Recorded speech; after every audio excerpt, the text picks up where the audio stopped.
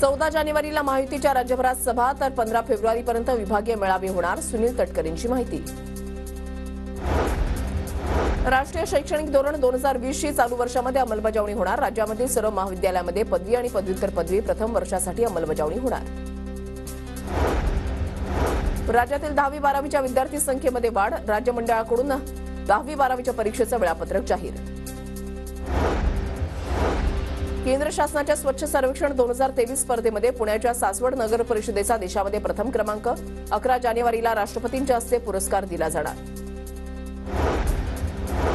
स्वस्त धान्य दुकानदारांच्या संपामुळे पुण्यामध्ये नागरिकांना धान्य मिळणं बंद। जिल्ह्यामधील 23,19,305 नागरिकांच्या पोटापाण्याचा प्रश्न निर्माण।